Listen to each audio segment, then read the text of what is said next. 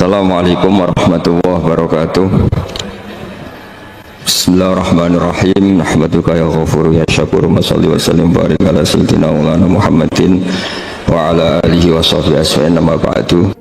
Salah, cukup salah terus. Kadang bener, wah itu ya perkara nah itu. Enggak, yang penting itu mesti jaga ijazah ulama-ulama di sini. Misalnya rapal Quran kabeh, apal ayat kursi. Ayat kursi itu semua Quran itu ditulis ning Lauh Mahfuz kecuali ayat kursi. Dewe Nabi khusus ayat kursi itu aku jupuk min kanzil arsy. Jadi gamane Nabi ngendikan semua ayat-ayat Quran itu ning dokumen umum gitu teng Lauh Mahfuz, tapi aku jupuk ayat kursi min kanzil arsy. Kok gudangin apa?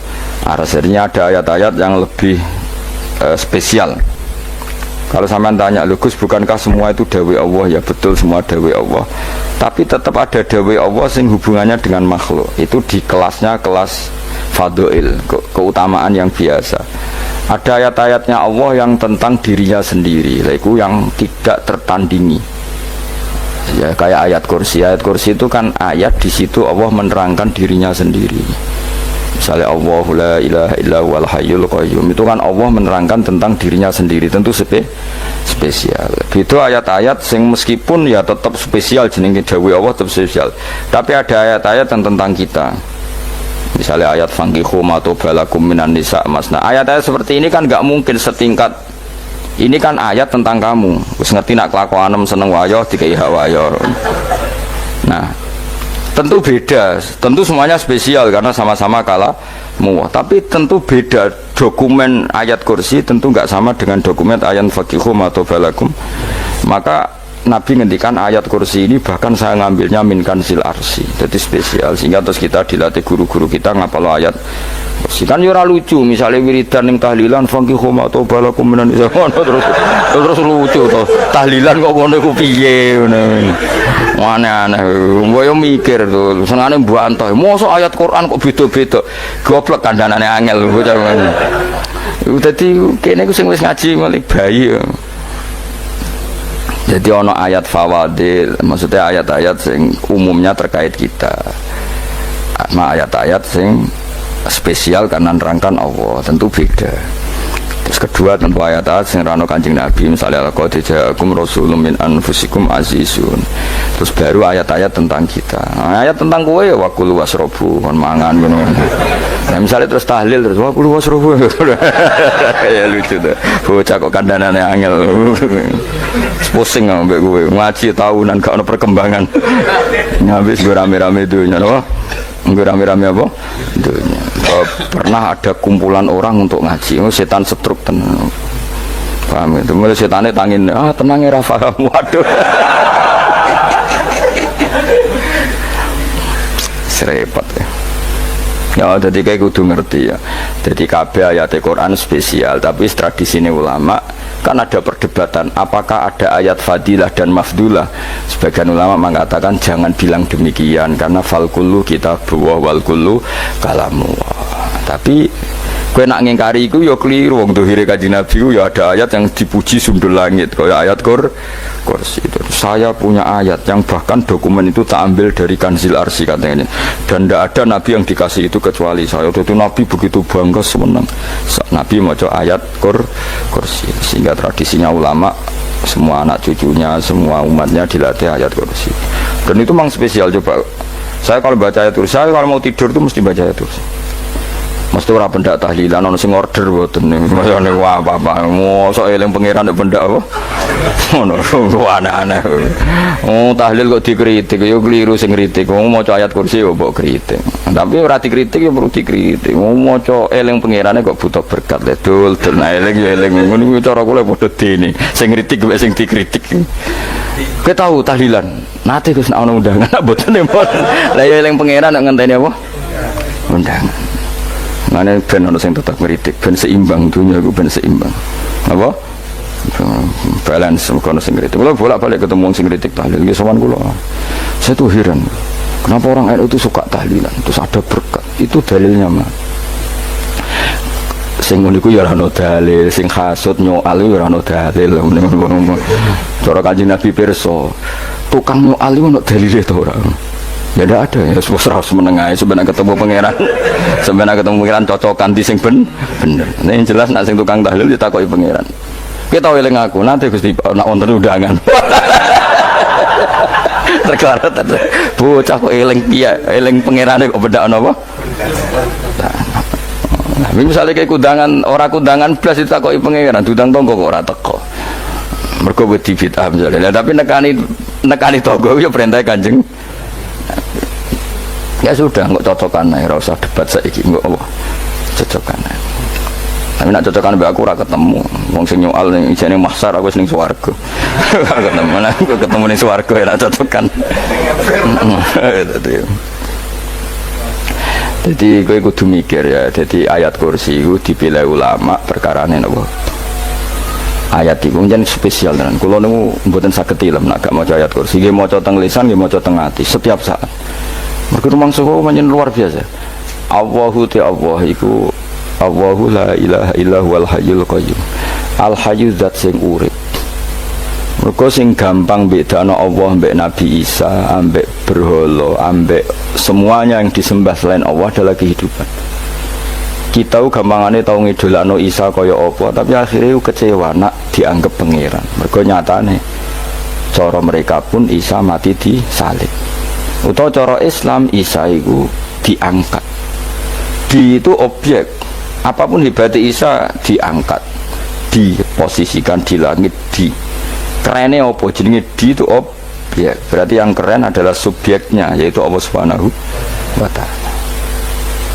Terus kita ini sebagai orang itu punya ketakutan. Nak pangeran mati ku piye? Nak kowe mati kan gak punya akibat apa-apa. Srengenge tetap baik-baik saja. Sistem falak galaksi baik-baik saja. Sistem alam baik-baik saja. Wong sing mati kowe. Bayangno nak sing mati pangeran. Maka ketakutan seorang mukmin adalah apa? Punya Tuhan yang mati. Kemudian itu diobati bahwa Tuhan kamu itu Tuhan sing aman, al-hayyu sing selalu hidup. Kemudian disifati lagi al-qayyum. Apa artinya hidup kalau bergantung orang lain, bergantung makhluk lain? Itu gak keren, karena bergantung itu gak keren. Al-qayyum, yang Allah itu zat yang berdiri sendiri. Oh itu kan terus sempurna. Lu kalau mau ayat kursi sempurna. Bejani Gusti kalau mau ayat kursi. Aku ya orang mau aku kasih hati mbahmu. Bocah kok. Oh, bocah arah bakat wali. Teke wis elek. Wabe di materekno. Kasih hati apa nak mau ayat kursi. Kasih hati mbahmu. Jimat ya seneng. Kulo ya seneng. Maksudnya tapi mbok gedhingi teman-teman yo ora oleh pancen rezekine kadal jimat ke piye. Sing iso ngatur rezekine wong sapa wis keben muga disepuro pangeran. Ora disepuro ora apa-apa, kelakuan kok ngono iku piye. Wis terserah pangeran ae. Jadi Allahu la ilaha illa huwal hayyul qayyum. Kemudian setelah hidup itu bisa saja gak peduli kita karena pas ngantuk atau pas tidur. Terus disifati la ta'khuduhu sinatu walanam. Dan zat yang hidup itu tidak pernah ngantuk, tidak pernah tidur. Akhirnya kita ini nyaman punya Tuhan yang spesial, yaitu hidup dan berdiri sendiri, tidak ngantuk, tidak tidur. Terus budi lahu ma fis samawati wa ma fil ardh. Ya, dan miliknya Allah semua yang ada di langit dan bumi. Keren. Kita ini butuh air, butuh apa saja, dan itu milik Allah. Coba kalau milik manusia, nggak nak loro neng rumah sakit itu, oksigen larang ingun. Padahal kue nak loro, oksigen di mana-mana gak tahu bah. Jadi kita seneng. Alam raya milik Allah kita seneng, karena alam ini milik zat yang nggak butuh alam raya, sehingga kita yang pakai. Allah bikin air, Allah tidak butuh minum. Allah bikin padi nggak butuh makan. Dia bikin semuanya untuk kita. Padahal itu kita tidak ikut pun. Punya akhirnya seneng mbek pangeran. Cek apike jenengan Gusti gawe ra melok nganggo, sing nganggo kita-kita ini. Coba aku ora roh gawe rokok gunane apa ora roh. Ya gunane pekerjaan Gus, menyerap tenaga. Ya wis sauri-unimu. Sementing kowe roh gunane rokok. Paham nggih? Roh gunane rokok roh carane mandorot kanggo kowe. Dadi padha roe lah sementing. Ya ora apa-apa tapi. Kalau seneng guyon kiai ini, hanya nerawon wong pinter guyon kaya kiai. Yes, kalau ini nekani acara resepsi teng Kudus teng keluarga sarang keluarga Nilai Lukman, sing ngisi Habib Umar, Mutahar. Semua nang, Jadi guyonane ning kiai-kiai ora wis kiai-kiai kabeh termasuk Habib Umar. Ada orang kiai rokok. Ini cerita-cerita anekdot. Ada kiai rokok. Rokokan ngarepe dokter. Pak Yai, kalau rokok terus nanti kalau mati gimana? Gampang, saya bawa korek. Sing kiai niku maksudnya iku nak mau rokok terus mari mati. Kiai ini yang ngerti maksudnya dokter ngono. Tenang dok, saya masih bawa korek. Maksudnya nak rokok mati gak ada Jumat. Jadi gak sambung apa? Nak biyanane Habib Umar, saya sering membaca bahayanya rokok. Saya baca itu. Setelah baca, saya berhenti membaca. Wangan pikirannya setelah membaca bahaya rokok berhenti rokok. Saya sering baca buku atau apa tentang bahayanya rokok. Setelah saya tahu berhenti membaca. Wong spesial, seneng kalau niku bisa nikmati, ya seneng putune Rasulullah, ya seneng guyon. Jadi seneng itu gak kudu mewah, apa? Lah kowe seneng ngenteni di Alphard malah kesel to. Wah, jadi kalau nung di grup kata lah, kiai sing seneng guyon, sing sering. Mereka kalau khawatir saya umat ini punya kenikmatan lewat jalur maksiat. Man kula seneng ana kiai seneng guyon, bukan seneng papanya. Umat ini punya kesenangan yang tidak maksiat. Itu saja. Ya tentu ada kiai-kiai yang milihnya ada guyon supaya orang enggak uraan, ya bagus. Wis penting ikhlas. Wis syaratnya kabeh itu penting ikhlas itu ikhlas. Ya ora kudu spesial ikhlasmu, ya ikhlas biasa lah. Kelas-kelas terilah sementing napa?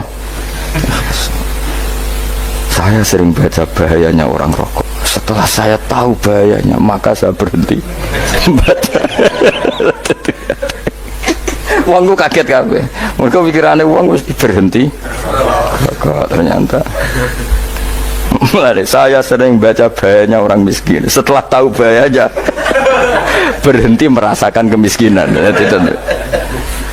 Jadi, saya tahu bahayanya neraka. Setelah tahu bahayanya neraka, maka saya berhenti.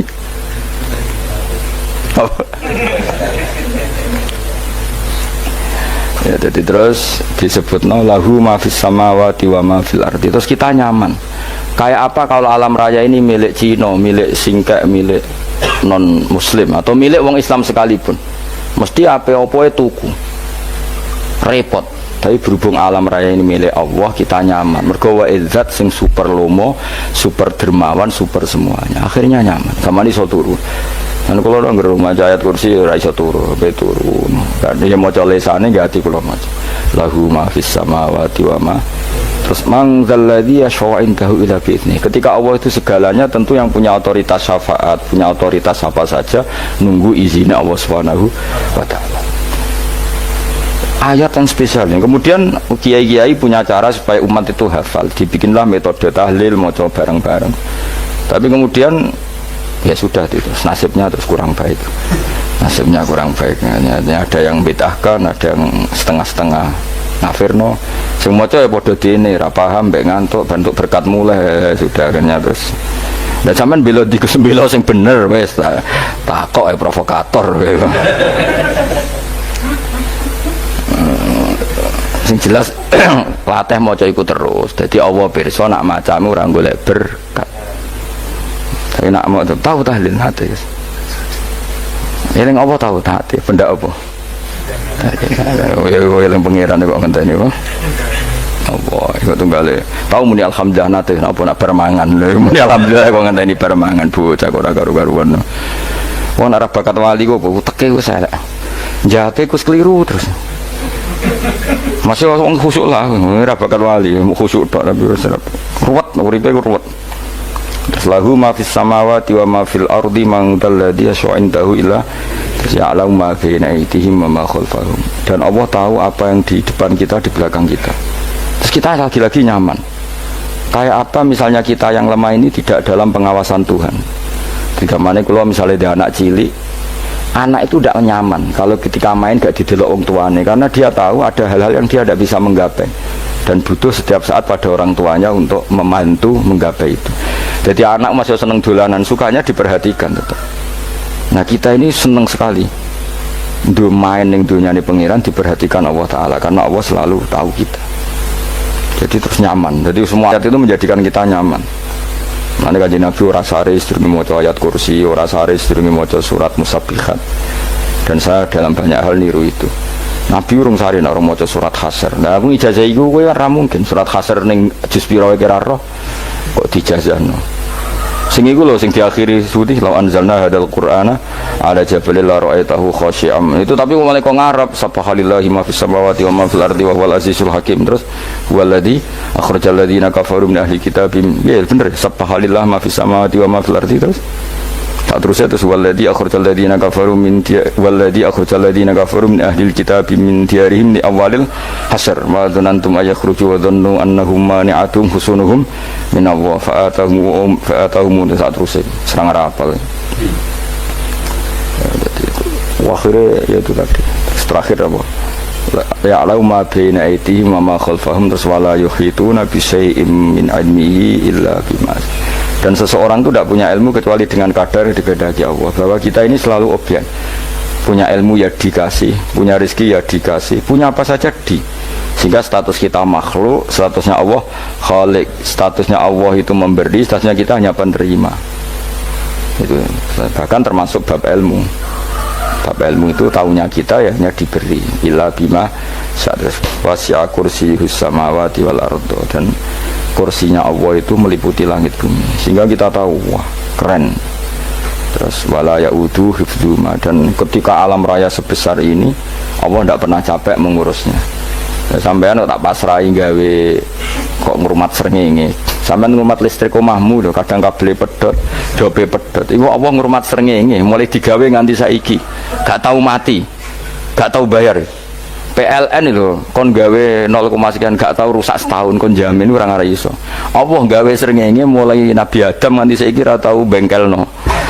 Oke gak tahu mikir ngono, jen ra wali yo. Lah srengenge misale error terus pangeran ngumumno, leren sik 3 wulan lagi ditoto. Ya repot dul. Ngono kok ora tahu mikir bocah kok. Ngono utek sing anut wali-wali itu teke waras. Menduwe ora di dhuwit sumpek di dhuwit seneng wis ngono tok pikirane. Ora tahu kagum mbek srengenge, ora tahu bengkel, ora tahu. Mergo emang ora bakat wali itu teke wis innalillahi wa inna ilaihi raji'un. Ngono yo kok urip ngono. Habis ben urip banyak nang waya apa?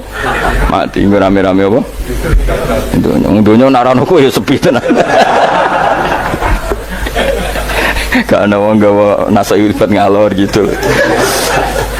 Ngaji sepeda dibayar gua paham yang mulai apa mulai nggak takut ibu cuy para mau kaji mau kesukaan nerang nopo delok rekaman ini atek dong tapi aku lebih seneng ngono timbang kowe nyimpul malah tambah keliru kabeh. Kulo niku paling asline paling ra cocok ngaji disimpul lho uteke beda kok nyimpul lho terus piye. Tapi dilarang piye niate ya seneng tapi didukung mesti keliru wong nyimpul lho keliru. Mergo mesti nganggo uteke dhewe. Wis ben kok nunggu rame-rame apa. Kulo kadang mikir ya Allah. Ya saiki PLN ngurus listrik sa Indonesia iku dibagi-bagi per wilayah. Jogja tok kok Bantul tok iku bengkel. Awang nggih srengenge iku langsung bener terus. Nah wong bosan digawe bengi ben ra ketemu srengenge digenti bulan nek enak. Kok bosan matahari, bosan rembulan ana mendung wis turu. Diamuk bojo lah laudan selali. Sekarang itu segampang itu ngatur dunia itu segampang itu. Paham ya? Jadi sewenak lah pokoknya urip wis enak, pokoke kabeh anut pangeran wis enak. Wala yautu hifdzuhuma wa huwal aliyul azim terus turu. Semun Gusti kula tak tilem seteng dunia baik-baik saja. Sowan nang mbek pangeran. Lah maca ngene kok ngenteni kundangan. Kok kon dadi wali kuwi. Nah sing rapal ayat kursi terus ngritik. Ora hafal. Butuh ngono. Wis apal lose saudara di bitalas penting kowe hafal ayat kursi sik. Apal? Ndak. Ya kayak apal sih terus lagi bid'ah ora apa-apa. Jadi mereka ngono. Kayak kula misalnya biar aku rada bener, mereka ora tahlilan lah yo maca. Lan kula yo bingung ngadepi jenengan bilondi padha ora jelas e. Yo, ayat kursi ku waca. Nah, tentu ayat yang seperti ini kan nggak mungkin kualitasnya setingkat nyuwun sewu ayat wa kulu wasrobu. Makanya banyak ulama sama delok teng kene itkon teng kitab-kitab tetap ada ayat sing spesial, ada ayat sing spesial tapi tentu nggak sekelasnya. Jangan kamu katakan atas bawah nanti suul adab bekala muwah, tapi tentu spesialnya ayat kursi itu tentu super karena menerangkan Allah sendiri.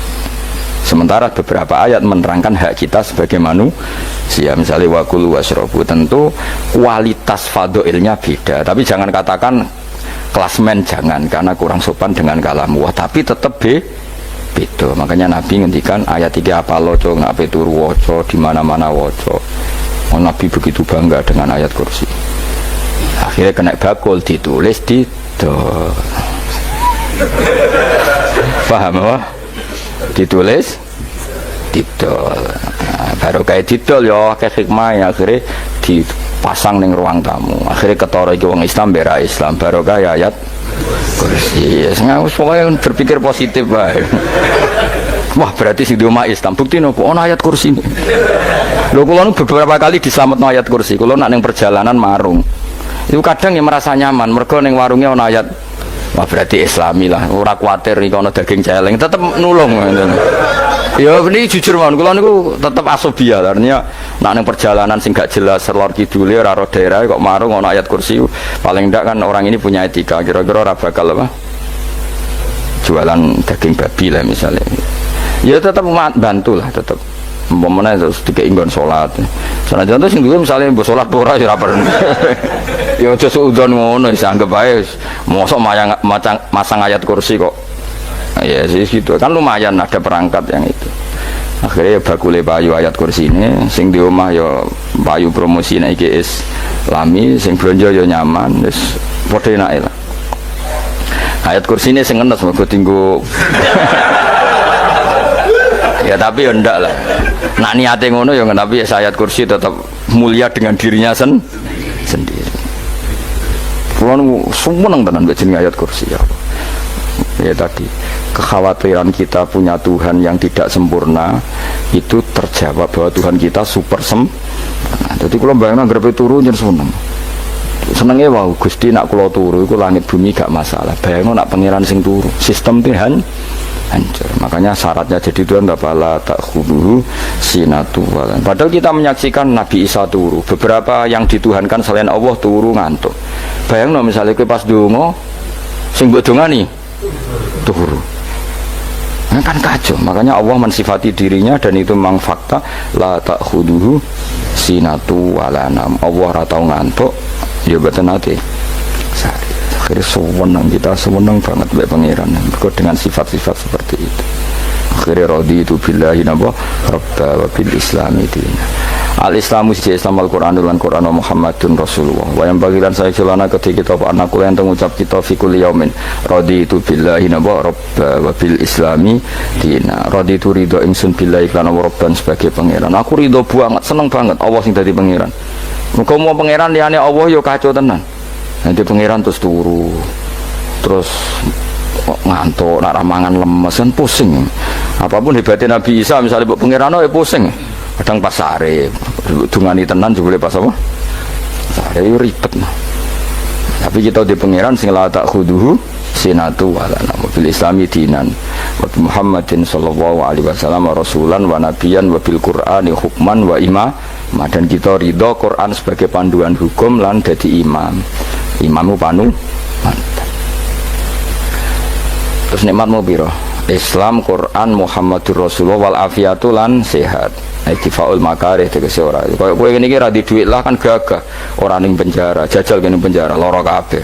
Baru kaya ra di penjara Mas yo ngerti rokok saler ngalor ngidul ambek nggo nasoihul ibad bariku kenalan ke grup wis rame donya wis. Gak penting ngaji paham ora penting, sepenting tambah kenalan. Amit-amit tenan wis ben kok rame-rame apa dunya. Wasitro lan ketutup sangka celok satrul uyub. Ndalah celamu ra konangan wong akeh. Yes, padahal ya kurang ajar lho kara-karuan. Ndalah ya rapati kona. Kenapa rapati konangan? Karena liyane ya sejenis, jadi saling menutupi. alhamdulillah sareng wal ghina lan semuge anin nas termasuk nikmat itu orang enggak tergantung orang lah fi umurid dunia yang dalam urusan dunia tapi urusan akhirat kira iso ora bergantung guru jadi semuge sangka manusa terbebas itu maknane urusan dunia urusan akhirat kita butuh sanad kita ila Rasulillah sallallahu alaihi wasallam kira oleh beragama berpikir sendiri ora oleh agama itu riwayat kira oleh mendekatkan Allah dengan cara kamu sendiri ora oleh kudu nganggo sanad sesuai kaya wong-wong filsafat sing oknum iku saya ndak perlu sholat Allah kan ndak butuh ibadah kita ngapain kita sholat mbahmu sing wong ngerti nek Allah ora butuh kita saja kok bogo kebanggaan mulai dhisik kiai yo ngerti nek Allah ora butuh kita yang butuh Allah lah mengekspresikan butuh kita kepada Allah kita nek Allah ora tau butuh bocah kok goblok ora karuan ya itu karena dia berpikir cara beragama dengan pikirannya kita ndak kita tahu Allah ndak butuh kita tahu kenapa kita sholat karena kita butuh Allah. Nah butuh Allah itu implementasi kita di ajarannya Rasulullah kita sholat kok malah Allah ora butuh sholat jadi kira sholat Allah ora apa-apa kowe ra ono wae Allah ora apa-apa kowe aneh-aneh zaman kowe ra ono Allah ya ora apa-apa baik-baik saja itu jokono kowe iku masalah tapi ora bagi Allah bagi kamu sendiri nah Allah ora masalah wis nyediakno neraka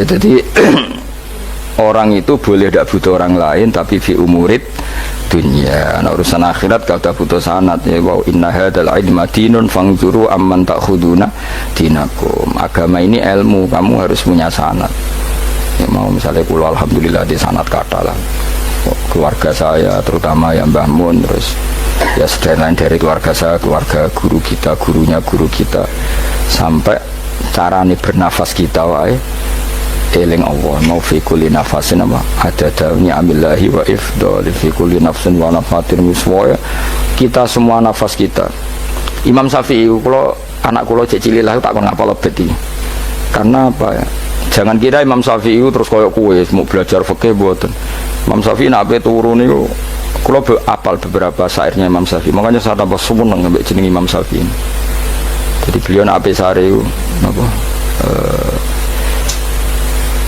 qalbi bi rahmatika wa humma dzu'unusi fi sirri wal i'lani wal fi sirri wal jahri wal i'lani wal khalasi terus-terusane niku wa ma taqallabtu min naumi wa fi sinati illa wa dzikruka bainan nafsi wan nafasi dadi wa ma taqallabtu lan ora molak-malik ingsun cara wong Jawa iku apa wong turu ra iso-iso apa jenenge gelibakan ini Imam Syafi'i masuk barang gelibakan ini aku serepet santri ya apa mana nih serotok islami itu betul apa resah Imam Syafi'i atau mikir utang aneh-aneh jadi wa mata kolab tulan ora tau molak malik ingsun maksudnya cara ngomong cara bahasa kasar itu gelibakan fi naumi ing dalam turu ingsun wa fi sinati lan ing dalam ngantuk ingsun illa wa dzikruka kecuali eling teng jenenganmu benan nafsi antarane jiwaku wan nafasi lan nafasku jadi wa ma taqallabtu fi naumi wa fi sinati illa wa dzikruka benan nafsi wan nafasi jadi ulama di sini itu beliau tidak bikin syair tidak bikin nazuman spontan tuh muji Allah nah, saya kira orang semadzab Syafi'i kayak kue wape turu ra iso gelibakan mari urung mangan akhirnya mau mangan sih barang mangan warak rokokan lega terus mau ngorok turu ya Allah karim ya urip ya Allah jadi misalnya ra iso turu pikiran pertama mari kurang mangan warak rokokan saler terus apa turu ngorok wah karim setan min hawalika kanan kiri setan pak padahal ulama dhisik ape turu wudu se maca tasbih se bariku angen-angen pangeran Rabbana ma khalaqta hadza wa batila terus bismika Allahumma ahya bismika amun terus bismika wada'tu jambi wa bismika arfa'u Allahumma rabbas samawati sab'i wa rabbal arsyil azim rabbuna wa rabbu kulli syai' falikal habbi wan nawa iku donga turu ora ngarapal donga iku yakin wis kowe muni wah Gus Bak ngenyek wong tak tes malah keisen yo dongane turu iku sing terkenal loh donga turu mbek donga ngaji padha Allahumma bismika Allahumma ya bismika Mergo ana kiai kota, Bu, tahu doa ngaji? Enggak tahu Pak Ustaz, dongane bismika Allahumma ya bismika. Loh Pak Ustaz itu doa tidur. Karena kalau ngaji nah jare ora kiai. Donga turu mek ngaji ku padha. Aku dhisik wis kal. Maksude ku piye kok donga turu mek ngaji padha.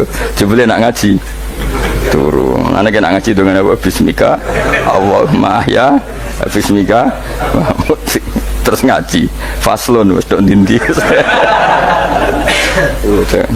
Serepet wis rame-rame jute do urip apa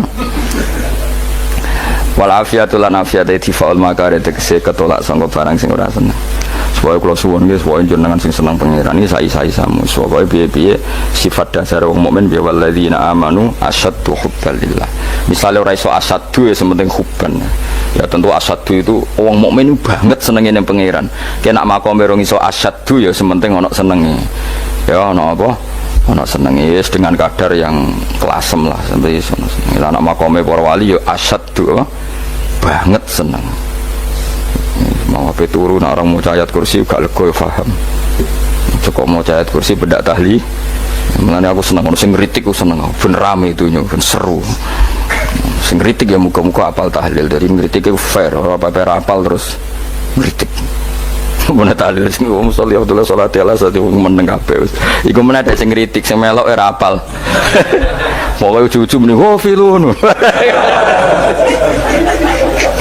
susah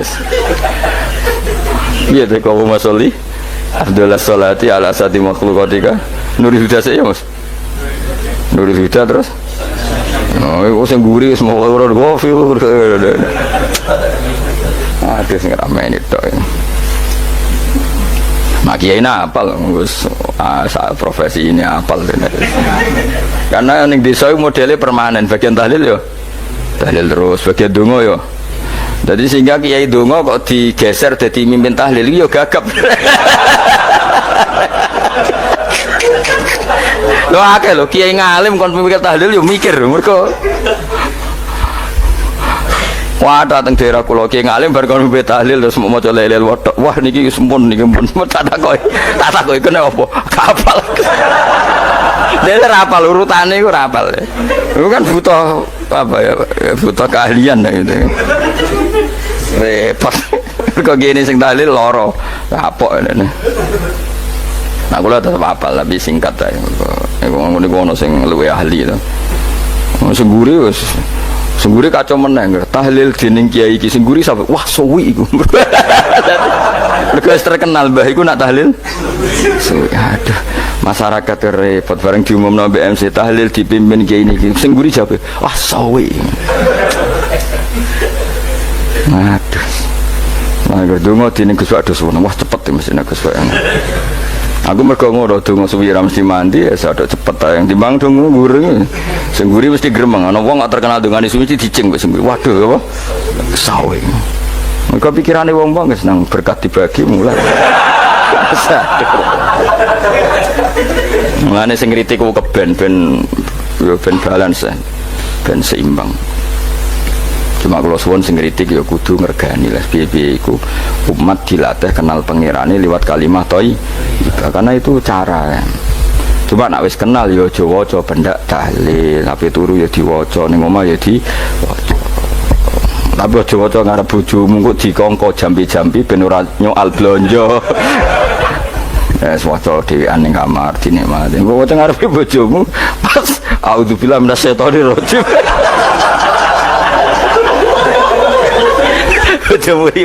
memang aku setan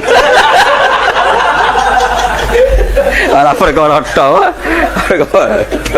enak wong liya barani minas setonir rajim ya nak maca iku banter-banter ngarepe bojomu pas liwat pas apa auzubillah minas setonir rajim bojomu ngamuk malah repot Anas sange Anas anan Nabi sallallahu alaihi wasallam kala dawuh sapa Nabi dawuh yaqulu dawuh sapa rabbukum pangeran sira kabeh fil hadis qudsi dalam hadis qudsi dawuh ya ibn Adam ya anak Adam tafarruh tenanono sira li ibadah tafarruh fokus farruh fokus tafarruh fokus sira tapi mosok iki kuwi maknane fokus apa iki kuwi maknane apa tenanono sira li ibadati krana ibadah ingsun amlak mongko ngebai ingsun kalbaka ing ati sira hinan ing semuge kowe atimu kebai eling aku mesti atimu sugih wa amlak lan ngebai ingsun ya deka ing ngarepmu rizkon apane rezekine utawa rizkon ing rezeki wis aku eling aku tenanan mesti atimu tak gawe ati sing cukup lan rezekimu tak cukupi ya ibna adam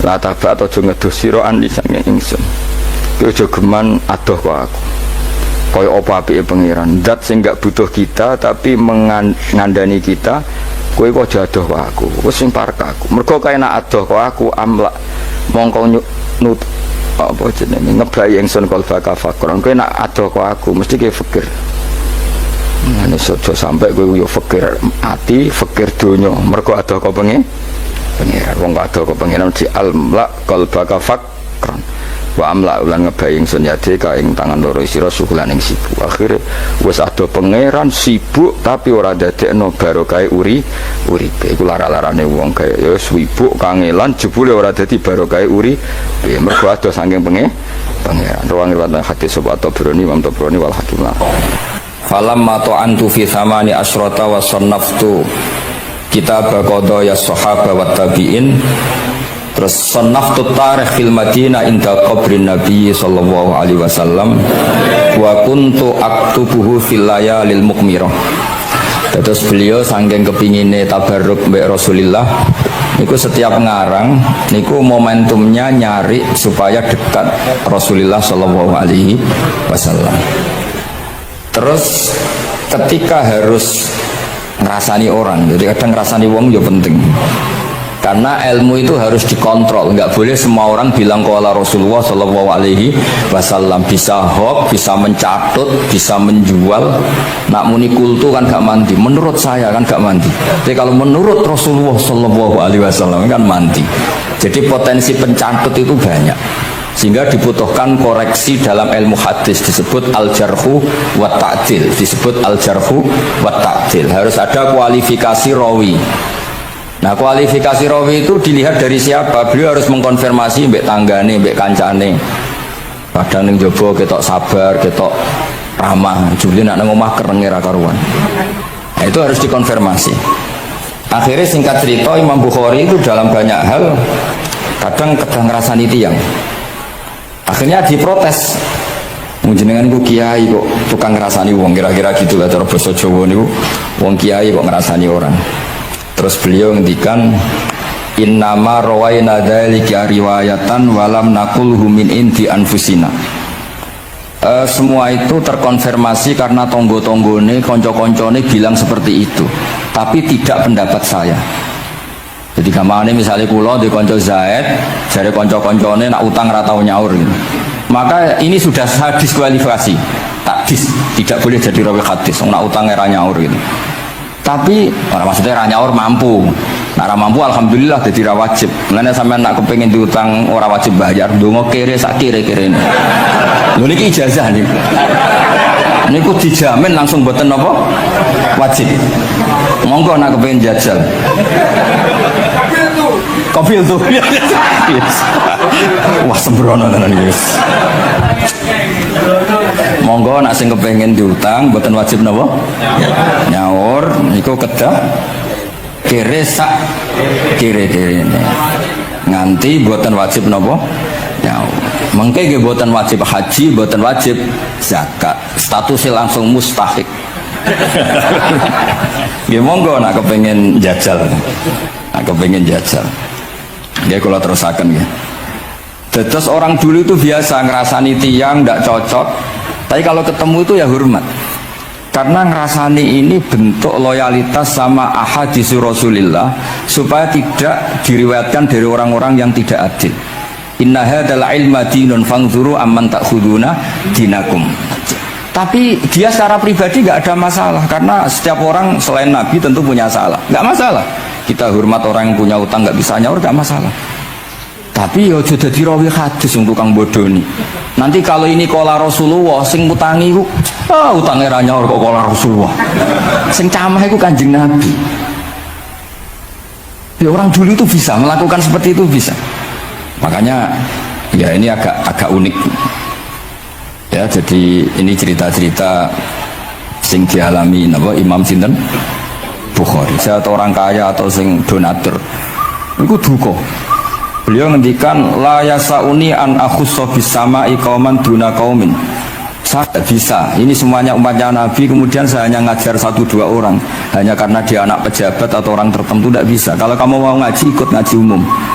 Terus jenengan ini misalnya so salam template teng kula 1 juta, gelem ra gelem ya ngaji umum. Gak salam template ya Allah, gak ngaji ya Allah. Sementing ojo terus pepeh bayar, ngajine khusus Gus. Ojo ono wong liya. Ben sing pinter kula tok umat Nabi liyane giyoblok kabeh. Mboten purun, Imam Bukhari ngoten mboten purun. Terus la yasauni niki kula waca ini padahal niki anake raja. Ana Khalid bin Ahmad Khalifah Ibnu Thahir sa'alahu ayaqdura manzilahu fa yaqra at-tarikh ala auladi famtana min dzalik wa qala la yasauni an akhussa bis sama qauman duna qaumin. Jadi intinya niku Imam Bukhari akhirnya boten apa kersa. Lalu niki cerita keramat-keramatipun Imam Bukhari.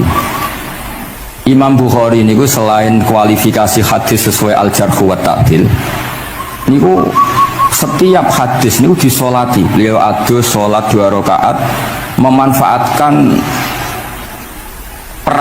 perangkat rohani. Jadi beliau kualifikatif ya, al-jarh wa ta'dil ini rawi layak. Misalnya ada orang soleh khusyuk nang masjid terus. Biasanya problem wong soleh ora tau ngaji iki mboten purun. Iki soleh tok paling nang masjid pelarian. Niku kan kathah tiyang wiridan ning masjid takok kok betah ning masjid. Nek ning omah ono sing ngamuk ning kene mboten. Malah pengurus-pengurus takmir masjid ya ali. Nek cerita kula niku sakniki kuwathah Gus, tiyang teng masjid itu suwi-suwi. Dadi mlayu ning masjid iku perkarane kudu ngising. Ning omahe WC-ne elek ning masjid apik. Lho bar dhuwur turu, ditakoki takmir kok turu ning kene ning omah ono kipas angin ning kene ono kipas angin. Niki mboten suudzon, suul yakin kathah sing ngoten niku. Dadi ini mun sak dhuwure suudzon. Wong kula Imam Bukhari wae salah ra Allah. Engko njuk sepuro pengenan. Tapi itu cerita. Makanya Imam Bukhari ngendikan ana wong adil tapi ora tak jaluki riwayat.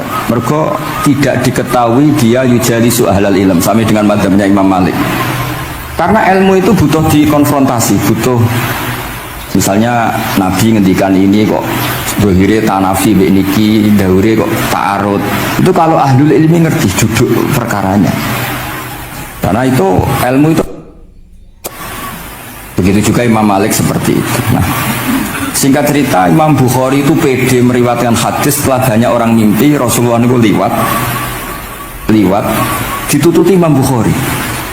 Iku fawwah ma akhta aqdamahu qadamai Rasulullah sallallahu alaihi wasallam. Terus delamaan yang pernah diinjak Rasulullah niku mau tiak qadami Rasulullah sing nate diinjak qadami napa Rasulullah. Itu Imam Bukhari persis di situ. Akhirnya ulama tahu itu maknanya betapa persisnya beliau ketika meriwayatkan hadisnya Rasulullah sallallahu alaihi wasallam. Ada lagi orang mimpi niki teng kitab Fathul Bari. Imam Bukhari itu betul khirbah itu semacam peso kecil. Yadzubu anhu itu kalau ada orang melukai Nabi, dia yang bela-belain supaya orang itu tidak bisa melukai Nabi. Dan itu ditakwil oleh ulama bahwa beliau yang nanti akan mensortir al-ahadis al-maudu'ah, dibuang semua, nggak boleh dinisbatkan kepada Rasulullah sallallahu alaihi wasallam. Jadi kamane itu jasa-jasa pun Imam Bukhari. Terus ketika beliau mau kapundhut, niki ben mboten kesuwen niki Gus Sapang pun badhe nyanyi wis apa nasib itu terjemahannya nyanyi ku anak-anak. Nah kanggo jenengan terjemahannya nyanyi, nah ya amang mboten terjemahannya tetap nasib selawatan ya. Nah Gus Sapang nyanyi ben tawadhu sederhana ya bahasane ora usah sok suci biasa wae. Berarti nak bin Muhammad bin Yahya ya amang ini qasidah terjemahannya sholawat. Gus Sapang wis nyanyi ngaji lagu insya Allah baru kayak tawaduk itu apik lah. Terus Imam Bukhari ketika mau kapundhut itu tertib sekali. Saya banyak membuktikan baik secara bacaan maupun nyata orang-orang soleh itu kalau mau kapundhut itu tertib. Mulane sampai nak kapundhut aja selonang-selonong. Nak mati itu sing tertib, sing rapi lah, tertata. Kalau cerita sedikit, bapak kula niku selawas ini tiap tahun ini kula teng Jogja. Itu mboten pernah memamitkan saya sama ketua tempat kerja kula. Niku bapak tindak tengken niku Jumadil Ula niku. Saya tak pamit nong, koncomu, guru-gurumu, konco-konco, kowe mulai ngenteni aku. Terus bapak resep kabundut. Mbah Mun juga gitu, saya menyaksikan sendiri mau kabundut itu uang dititipkan ke Subak. Iki aku nak balik no, nak aku ora balik sebagai dulur-dulur. Terus beliau di pesawat ngendikan Gus Yasin, tenang Gusin, aku tahlili. Ternyata di Mekah kabundut. Ini contoh-contoh kabundut yang tertib, beretika dan berperadaban. Nah Imam Ghazali luwih parah malih, parah kramate boten parah masalahnya. Enggak mbok potong dari geger. Niku badhe kabundut itu tuku kafan piyambak. Tuku kafan. Terus konco-konco yang perjalanan 3 hari karena dulu nggak ada pesawat. Orang WA. Niku diundang. Tolong dirangkas ning nggonku ya. Ketika beliau kabundut itu orang yang perjalanan 3 hari nggak ada yang terlambat. Ditakoi, kenapa kamu nggak terlambat? Saya sudah diundang 3 hari yang lalu. Nanti aku tuku kafan terus badan itu badhe subuh sholat terus ya mbak cara Jawa agak selonjor terus adike diceluk ali ya bil kafni aku jupukno kafanku terus diambung terus beliau ngendikan ala ridho fil intiqal ila malikil mulki pun kula ridho pindah teng alami jenengan Gusti maksudnya kabundut ya terus kabundut. Jadi adike ora ribet tuku kafan, ribet tuku. Saiki ya ana persiapan tapi gaya-gayaan untuk kuburane wis digawe. Terus gaya mergo larang kawasannya itu elit. Ini buatan keramat nih sembrono nih. Lah Imam Bukhari ki ngoten badhe kabundut tuh wali-wali angkatan beliau itu dipeni. Desane piyambake jenenge Khortangka, napa bacane Khortanak boten ngerti. Pokoke kawasan Uzbek karena itu ejaan Soviet. Sauni-unimu lho baca Khortangka, cek Khortanak, cek opo ngono lho. Semua penting aja baca demaan karena tulisannya kok sik. Niku wali-wali ngidi ketemu Rasulullah teng pagar desa, teng pojok, teng pintu gerbang. Wali-wali tanya, "Ya Rasulullah, kenapa engkau di sini?" Antaziru Muhammad bin Ismail. Aku ngenteni Muhammad bin Ismail. Apa tak ajak bareng? Terus wali-wali ini tangi krungu kabar Imam Bukhari kabundut. Nama beliau kan Muhammad bin Ismail. Jadi akhirnya wali-wali ngerti. Jadi ya bedi kabundut itu ditunggu Rasulullah sallallahu alaihi wasallam. Kula waca nggih, tak waca Arabe. Engko nak boten paham nggih muni amin amin. Boten santai mawon sampean. Kula niki mumpung dadi wong saleh, mergo nderekaken kersane Habib Bidin. Ya kadang saleh, kadang ora, nek ora saleh ya istighfar wis gampang, urusan mbek pangeran niku gampang. Ribet urusan mbek manusa. Terus yo sepuro iki kadang gremeng ya. Tapi ora usah kaget, ya apik manusa kalah apik mbek pangeran. Pangeran wis ghafur kok manusa kok ghafur ketok ya ora lah wis biasa wae. Gampang urusan mbek pangeran ya. Ya cara kaidah fikih kan ngoten. Haqqullah mabniun alal musamaha. Urusan mbek pangeran iku gampang. Urusan mbek manusa ruwet ya. Sing dawuhe ali wis. Niku fakta apa pengalaman ya? Pengalaman apa fakta? Pengalaman. Ini kanca kula oleh ali al-Habsyi. Nggih boten enten perkembangan mulih mbek kula ya ora jelas ya. Oke kalau waca ya. Akhbarona Muhammad bin Makki sami'tu Abdul Wahid bin Abdam at-Tawasis yaqul ra'aitu an-nabiyya sallallahu alaihi wasallam fi naumi wa ma'ahu jama'atun min ashabi wa huwa waqifun fi mawdi'in fasallamtu alaihi faradda alayhi salam faqultu ma wuqufuka huna ya Rasulullah qala antadhiru Muhammad bin Ismail falamma kana ba'da ayamin balaghani mautu fanadhartu fa idzan huwa qad mata fi sa'ah allati ra'aitu fiha an-nabiyya sallallahu alaihi wasallam. Monggo ya nak badhe kapundhut sing tertib ya. Habib Ali bin Utsman kabari Habib Bidin ya Ali Al-Habsyi ya Muhammad kondo-kondo sik dadi saged takziah ya. Jadi nah ketika Fatihah itu sebegitu keramatnya, sebegitu topnya, itu setan rapat singkat cerita itu yang tadi dipimpin oleh iblis yang sedang terkapar apa? Terus tadi obatnya nggak ada, cuma dia shock karena ada surat yang turun yang melafatkan itu pasti selamat dari apa? Neraka. Nah ini gimana saran Anda? Sarannya adalah bikin orang-orang itu lupa tidak baca Fatihah.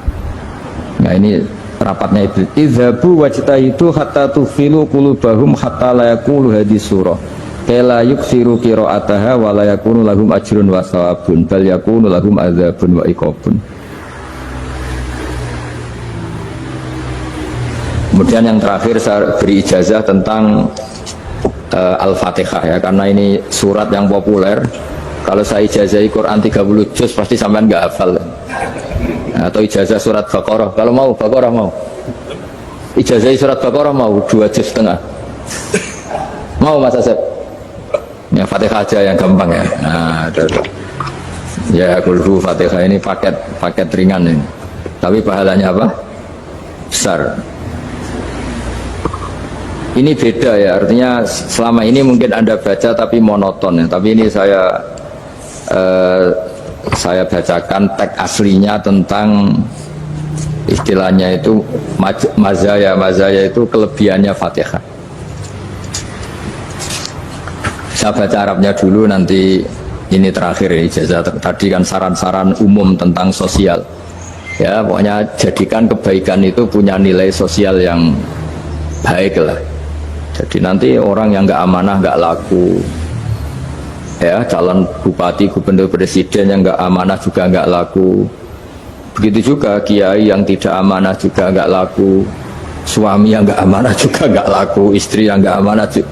Sehingga kebaikan ini jadi nilai sosial yang dalam tanda kutip sudah keniscayaan. Yang diinginkan Allah itu seperti itu, bukan kebaikan yang dipaksakan karena kekuatan negara.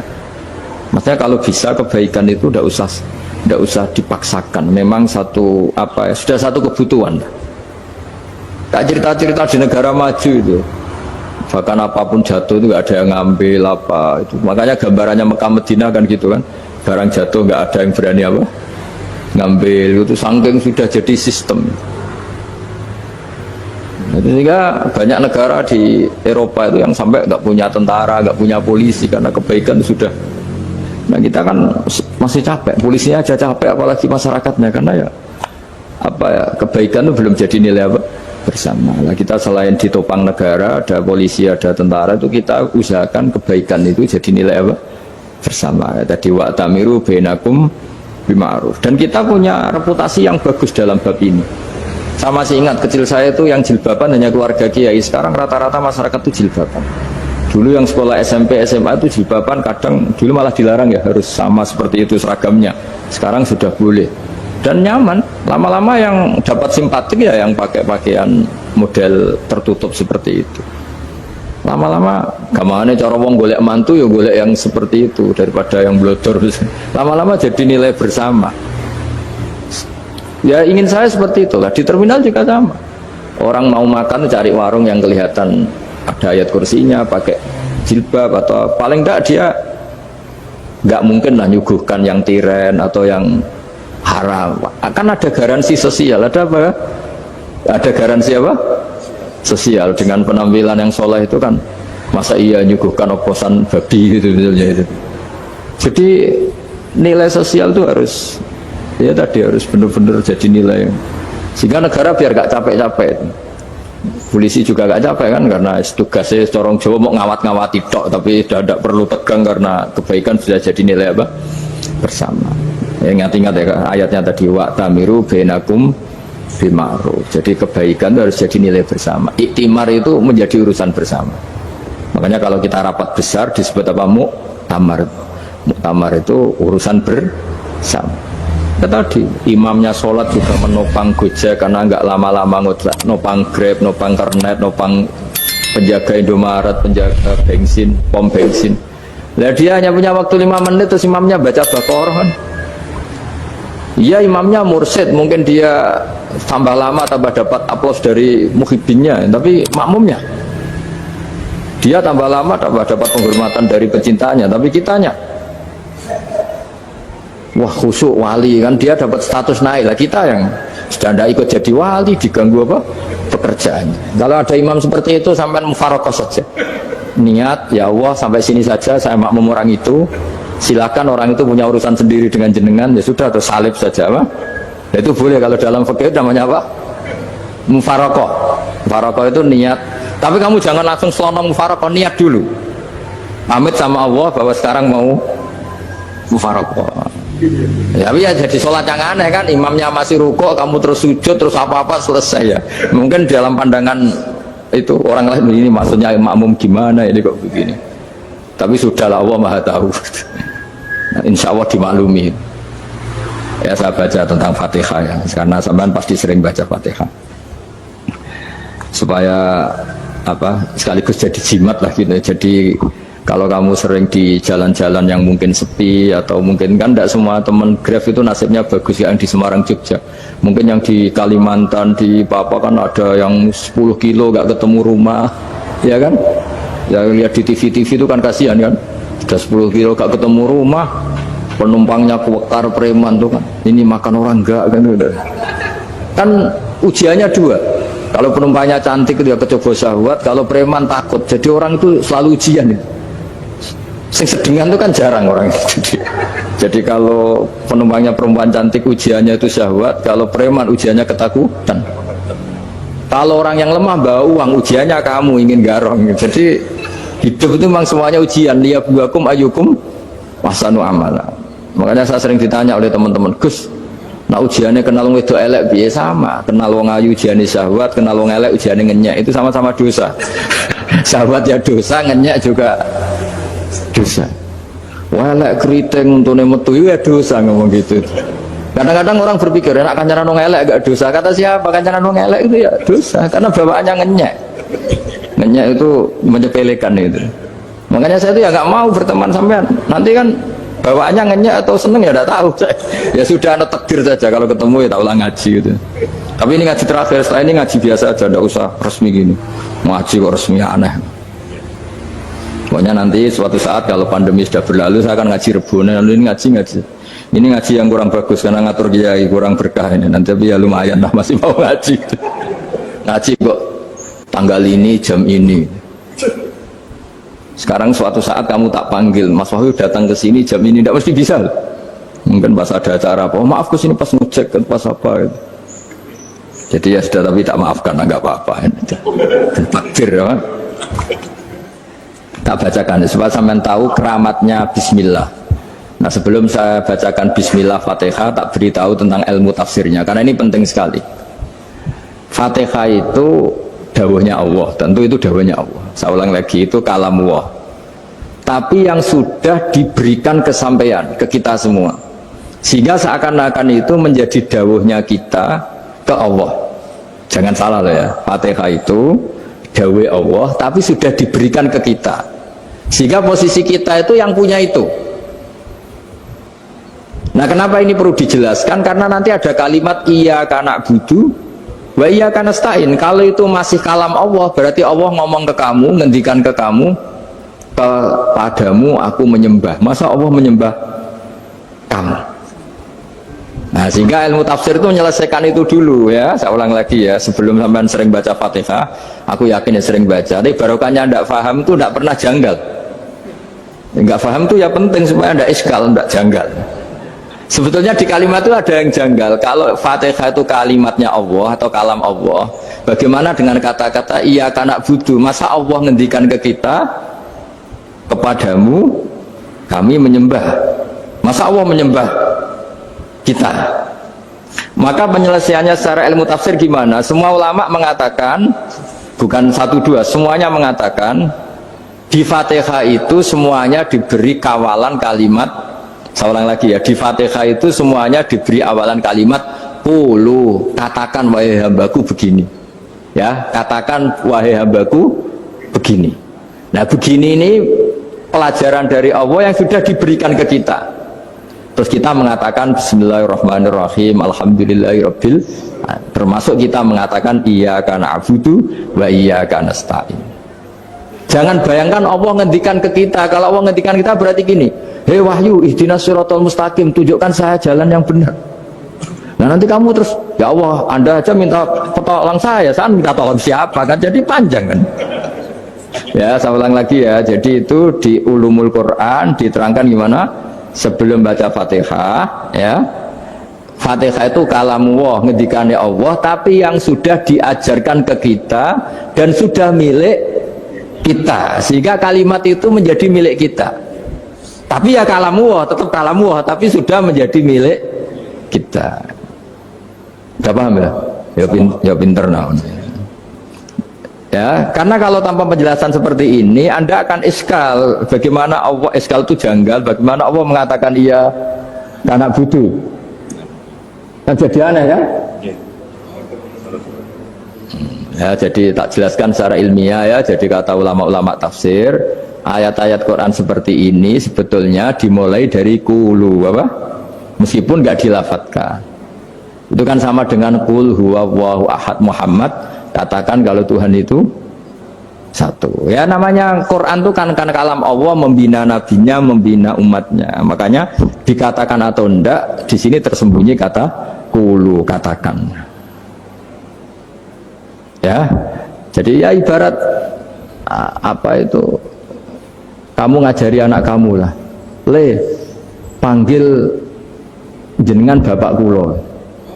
Itu maksudnya anak itu, kalimat itu kalimat kamu, tapi kamu ajarkan ke anak kamu. Terus anak kamu bilang, Pak jenengan bapak kulo.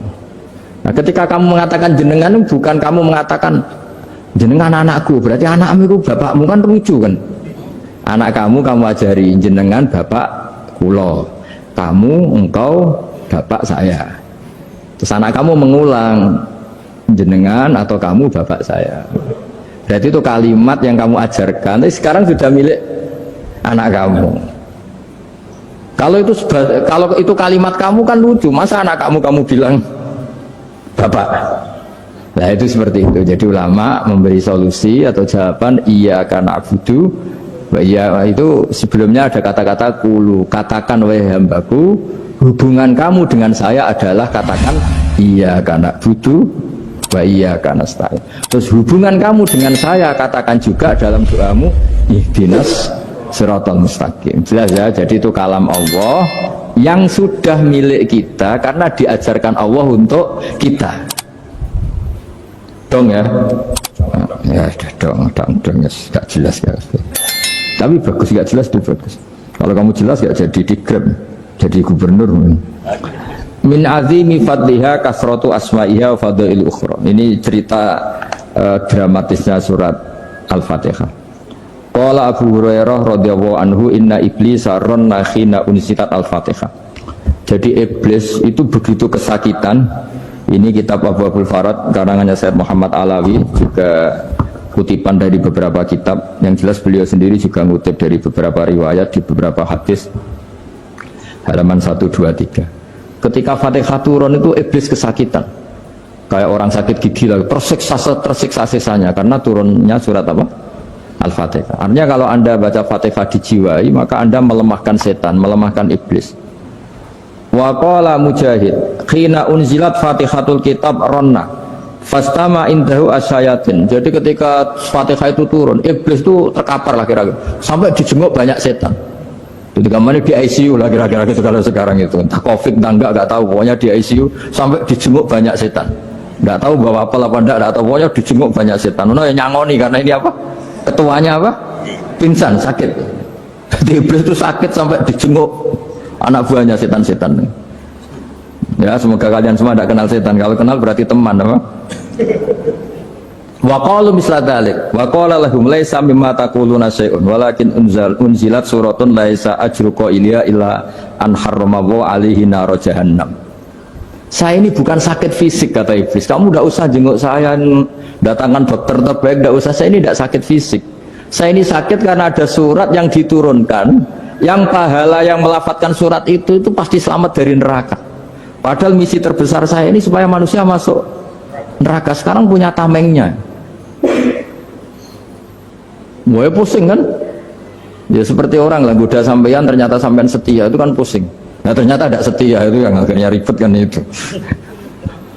Jadi iblis itu cita-cita terbesarnya kan semua orang itu masuk neraka. Nah sekarang turun satu surat yang gara-gara surat itu siapapun yang baca dijamin selamat dari neraka. Jadi walakin unzilat suratun laisa ajru qailiha illa an harramallahu alaihi nar jahannam.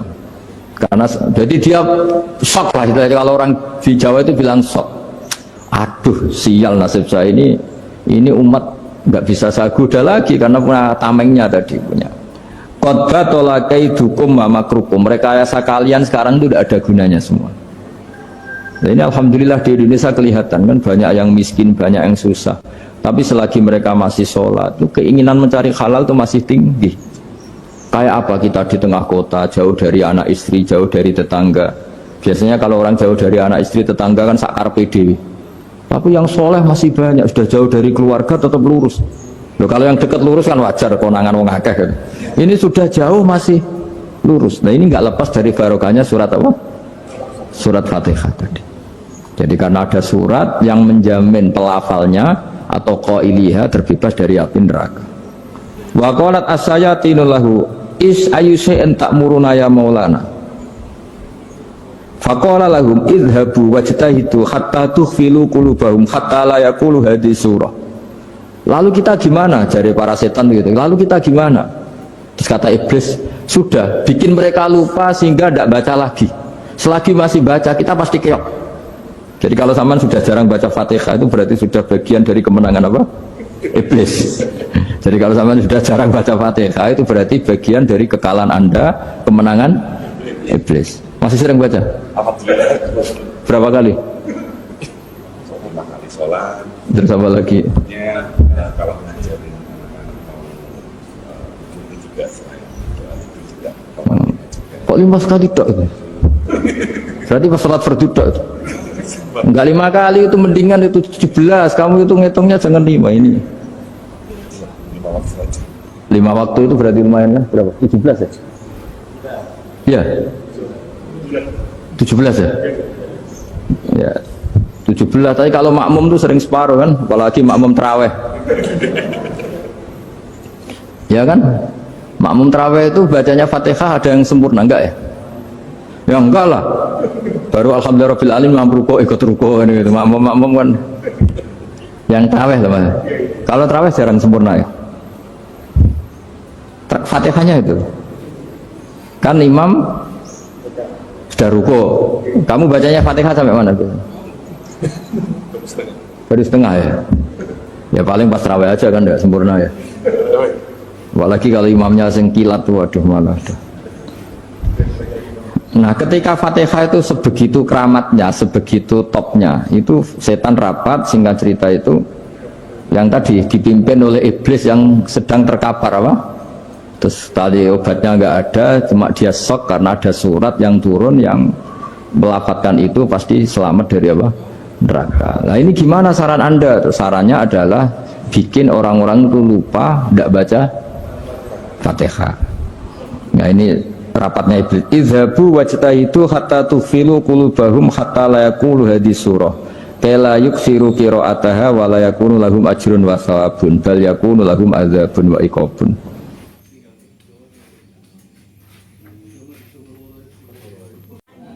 Jadi saya mohon selama ini Anda sudah baca, tapi mungkin hanya rutin saja. Napa rutin saja? Jadi barokahnya ngaji ini kamu punya kekuatan atau punya semangat membaca karena ini surat yang luar biasa. Ibarat gini, kalau sampean tanya, saya juga sering mikir, masa Gus hanya surat kok punya kekuatan seperti itu? Di dunia ini kata Allah, mulai Nabi Adam sampai kiamat, nggak ada yang bisa menandingi kekuatan kalimah. Kalimah itu kata-kata, nggak ada yang bisa menandingi kata-kata. Misalnya Anda nge-grab berangkat, istri cuek, berangkat cuek, itu beda dengan ketika meskipun satu kalimat, wes Pak, muga-muga dilindungi pangeran, mungkin jenengan selamat, itu menjadi teduh dan semangatnya luar biasa karena kayak mendapat support. Jadi kira-kira kalimat itu hubungannya kita dengan Allah, Fatihah itu seperti itu. Kamu melafadzkan satu kata-kata yang dibenarkan langit bumi, dibenarkan aras, dibenarkan malaikat, dibenarkan semua penghuni di dunia ini, sehingga itu efeknya luar biasa. Itu seperti gini ya, kamu cerai sama istri, terus nikah lagi katut babon, 10 tahun anak kamu dididik, ibunya benci kamu, dan memang Anda layak dibenci, dan sampai nggak pernah manggil kamu Pak. Suatu saat kamu tentu rindu kan, ingin dipanggil bapak oleh anak kamu. Suatu saat anak ini manggil kamu Pak E, itu senengnya bukan main, hanya sebuah kata-kata. Makanya kadang-kadang orang itu tanya sama kiai, ijazah lafadz ini gunanya apa sih? Itu ijazah-ijazah itu untaian kata-kata, yang kata-kata ini dibenarkan langit dan bumi dan aras dan para malaikat, sehingga efeknya itu luar. Nah ibarat seperti itulah, kamu melafadzkan Fatihah itu melafadzkan kata-kata yang dibenarkan Allah dan Rasul dan semua malaikat, semua penghuni langit, maka ini efeknya pasti luar.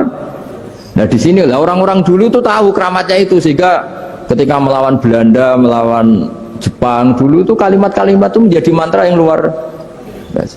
Doa lah, doa yang luar biasa. Tapi di era modern karena orang sudah tidak ngerti itu, dianggap itu mantra, jimat, khurafat, bid'ah, waduh ribet menemal. Sebetulnya tidak seperti itu. Memang kata-kata ini kekuatannya luar biasa. Sama kesakitan hati kamu juga karena itu. Ngojek wangilan. Lha apa di bojo kok kowe gagahe tok kere. Wah, iku seling terus. Padahal kalimat itu kan tidak melukai secara fisik, tapi apa kerjanya sesuk saras-sarasen. Karena terus dengan pengadilan seperti itu kan, ngapain kerja demi perempuan yang seperti ini? Lagi-lagi kata-kata ini luar. Nah bayangkan kalau kata-kata itu adalah kalimat yang diajarkan Allah lewat Rasulnya, lewat malaikat Jibril. Kayak apa kekuatannya itu? Nah, kira-kira Fatihah itu gitu. Kalimat yang baik, kalimatan thayyibah diajarkan oleh Allah dan Rasul. Kayak apa kira-kira kekuatannya? Pasti luar biasa. Wong support yang dikatakan istri kita, anak kita aja luar biasa, apalagi ini support yang diajarkan Allah dan Rasul. Ya makanya saya mohon kalau baca Fatihah, baca kalimat-kalimat thayyibah ketika sholat itu dijiwai. Ya misalnya Rabbana lakal hamdu mil'us samawati wa mil'ul ardi wa mil'u ma syi'ta min syai'im. Engkau zat yang layak dipuji, dan pujian ini memenuhi langit dan bumi. Karena kita tahu nggak ada sejengkal di alam raya ini kecuali di situ ada rahmat Allah. Misalnya kamu bisa lewat sampai rumah saya, kamu mungkin anggap biasa saja. Coba kalau ngalami likuifaksi, tahu-tahu bumi ini ambles, bisa ngelewati yang likuifaksi itu luar. Tanyakan orang pernah ngalami likuifaksi di Sulawesi, itu melihat bumi bisa diinjak nggak ambles itu, wah luar. Sama nggak ngalami itu sehingga lewat bumi ya biasa aja. Coba kalau ngalami seperti tidur, ya biasa aja. Coba kalau ada gempa, bahwa bumi tenang ini sudah nikmat yang luar biasa. Masa kamu ngakui nikmat nunggu digituin? Iya kan? Nah, makanya baca Fatihah dijiwai lah, bahwa ini kalimat yang luar biasa. Nah, saya teruskan. Warwa Muslimun fi sahihihi an Ibnu Abbas radhiyallahu anhuma annahu qala bainama Jibril alaihi salam qaidun dan Nabi itsami anaqidan min fawqi farofa ra'sahu faqala hadza babun minas sama futihal yawma lam yuftaqadhu ilal yawm fanazala minhu malakun faqala hadza malakun nazala ilal ardi wa lam yanzil qattu ilal yawma fasallim waqal abshir binuraini qad utitahuma lam yu'tahuma nabiyyun qablak fatihatul kitab wa khawatimus suratil baqarah. Jadi suatu saat Jibril ini jagongan kira-kira gitu sama Rasulullah, tahu-tahu langit itu gemuruh. Karena langit gemuruh, kata Jibril, terus semuanya ngangkat kepala ke langit. Ini pintu langit baru ini dibuka, yang sebelumnya tidak pernah dibuka seperti ini. Turunlah malaikat, yang malaikat ini pun malaikat spesial, yang nggak malaikat murahan lah kira-kira gitu, yang nggak pernah turun ke bumi kecuali juga saat itu. Dengan penyambutan yang luar biasa, dengan semuanya tidak pernah terjadi, hanya karena bahas surat Fatihah. Jadi ini surat yang luar biasa, pengawalannya lewat malaikat yang spesial, nggak pernah turun di bumi kecuali saat itu. Penyambutannya juga nggak pernah seperti itu, baru seperti itu. Jadi semuanya itu spesial. Nah, kenapa ini spesial? Karena di situ ada isi puja-puji kepada Allah Subhanahu wa Ta'ala. Ada ikrar kita, alhamdulillah rabbil alamin, ar-rahmanir rahim. Ikrar ini penting. Kalau contoh paling gampang gitulah. Kamu punya istri selama ini cerewet terus, suatu saat ngomong, Pak, tak angen-angen rawono wong lanang kayak sampeyan. Wah, itu langsung tidak ada lelaki sebaik engkau. Itu sama senengnya, masya Allah, karena ada ikrar dari seorang istri ke kamu. Nah, bayangkan kalau ikrar kita sebagai hamba diakui oleh Allah Subhanahu, maka ikrar ini akan dicatat sebagai kebaikan kita yang kita panen nanti di akhirat. Karena ada ikrar.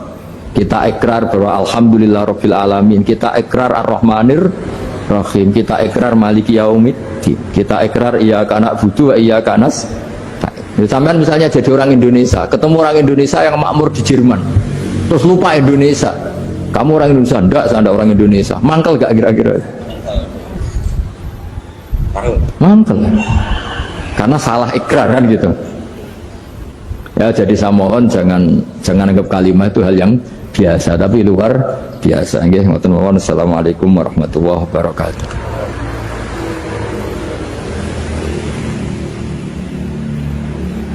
Saya berkali-kali kampanye di mana-mana lah, kampanye dan menganjurkan. Di antara catatan dalam Suhufi Ibrahim wa Musa kan ada kan di Quran itu yang dinamakan lampiran-lampiran wasiatnya Nabi Ibrahim dan Nabi apa? Musa. Itu di antara catatannya begini. Orang yang punya akal itu adalah orang yang bisa menikmati sesuatu yang baik. Misalnya gini, contoh gampang gini. Kamu punya anak pertama atau punya anak yang masih kecil. Itu gendong tuh senangnya bukan main, melihat anak sehat tuh senangnya bukan main. Mungkin saat itu banyak orang yang sedang maksiat dengan perempuan nakal atau dengan teman-teman nakalnya yang nganggap seperti itu tidak nikmat. Tapi andekan ini ditimbang ya ditimbang. Yang maksiat tulan misalnya paling ukuran bahagianya itu 70%. Tapi yang ini, yang nimang anak baru lahir atau masih kecil, corong Jawa ngeloni anak, bisa saja bahagianya itu sampai 100%. Artinya selama ini kesalahan kita adalah nganggep maksiat itu pasti menyenangkan dan taat itu tidak menyenangkan. Makanya saya berkali-kali fatwa, untuk melawan kenikmatan maksiat, orang harus terbiasa menikmati taat, menikmati kebaikan. Jangan kira kita nimang istri nikmat, nimang anak nikmat, ketemu teman yang lama tidak ketemu juga nikmat. Artinya kita akan melewati berjam-jam untuk jagungan sama teman, sama anak, sama istri. Dan itu harus kamu nikmati supaya mengganti tidak berkebutuhan nikmat yang lewat jalur maksiat. Jadi saya mohon sarana-sarana yang menyenangkan itu, yang taat itu kita maksimalkan. Makanya bapak saya tuh sering pesen, kowe nak ngaji sing guyon, sing seneng. Nganti wong maksiat tuh karena cari kesenangan. Coba kalau kesenangan itu sudah didapatkan saat taat, maka tidak butuh lagi kesenangan yang berbentuk maksiat. Makanya orang-orang wali dulu kalau sudah sholat itu gak bisa berhenti karena merasa nikmat. Makanya Nabi pernah ngendikan wa qurratu aini fi sholat, nyaman saya itu kalau sedang sholat.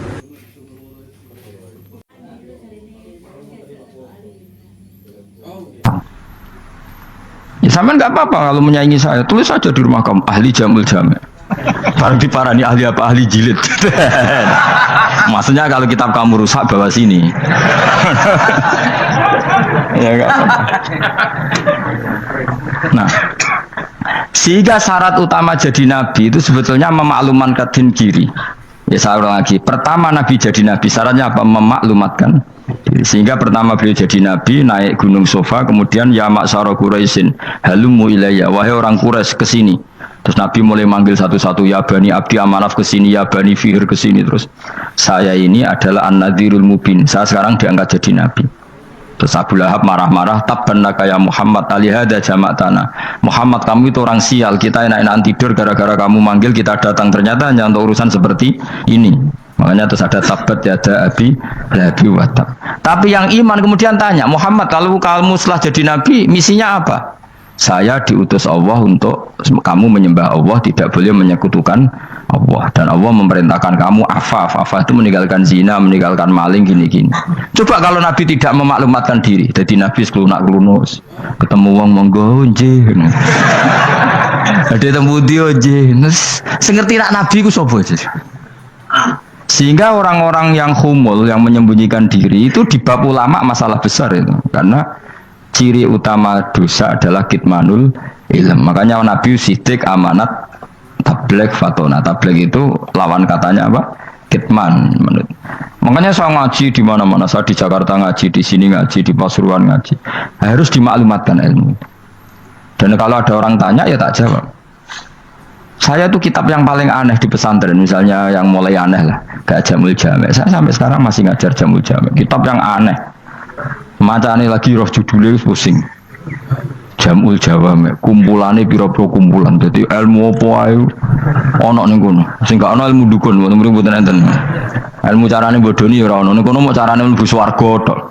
Mane potensi kula mlebu swarga itu tinggi sekali. Cara sing model piye duwe. Dadi mun. Dadi cara sing model piye duwe. Dadi cukup banyak napa? Cara. Sampeyan nek cara sitok ora mesti kula nu gak ada cara kathah. Dadi nek dari cara iki mentok ganti cara iki mentok. Ya terakhir paling gampang itu cara nganggo fadhole pangeran. Iku kena mbok tiru pokoke mbok swarga nganggo fadhole pangeran. Masalah utama kita sebetulnya itu, makanya saya tidak pati cocok sama orang sufi itu. Kebenaran itu harus dimaklumatkan. Sementara orang sufi itu ingin menyembunyikan diri. Itu kalau untuk yang alim itu tidak bagus. Wong kita saja tahu itu dokter atau bidan karena tulisan. Ini bidan, ini dokter. Dan mereka jujur, dokter umum, dokter spesialis. Loh, coba misalnya di kota, kamu tulis saja penyalur kebaikan. Orang yang ingin mondok, pondok pilihannya ada, Sarang ada, Peloso, Lirboyo. Kalau saya ke sana gimana? Saya kenal Gusnya, tak anter.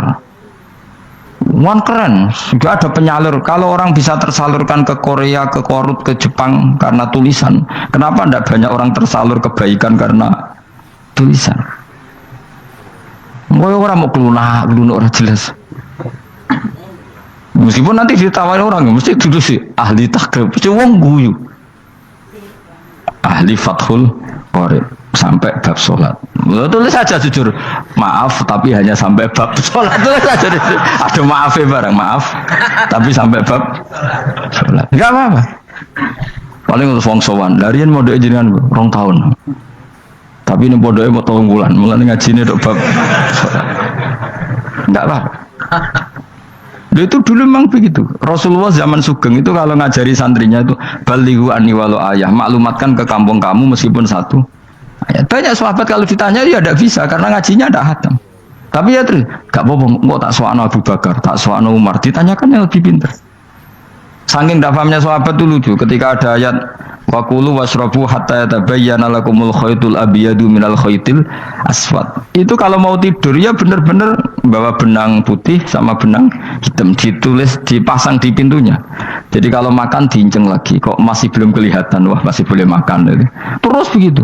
Kalau sudah mulai syuruk, mulai padang, wah berarti sudah imsak.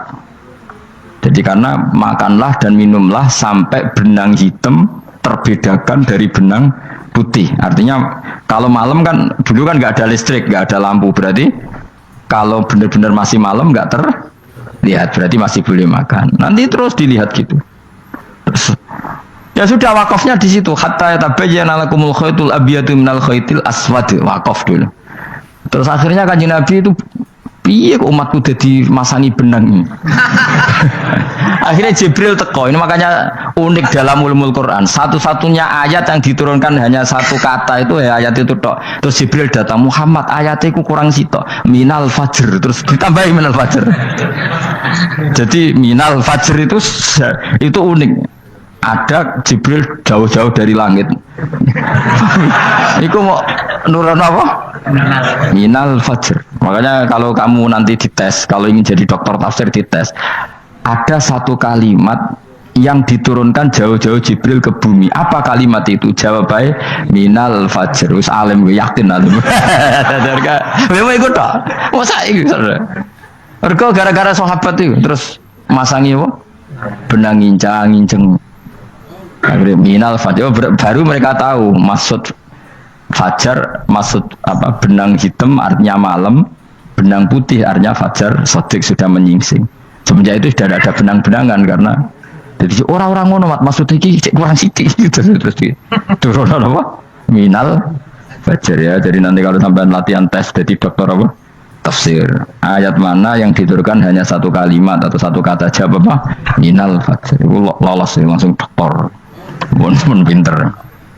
Ya pinter ngerpek maksudnya orang Anda. Lah nanti hubungan kita dengan Allah ya seperti itu. Sejauh mana kita memaklumatkan Allah, sejauh mana kita mengkampanyakan Allah. Saya berkali-kali bilang, saya kemarin kan di Korea itu sebetulnya hanya saya yakin hanya doa saya. Saya sering berdoa, ya Allah, engkau dipuji di langit dan di bumi. Lalu kalau di bumi ateis, itu caranya kayak apa?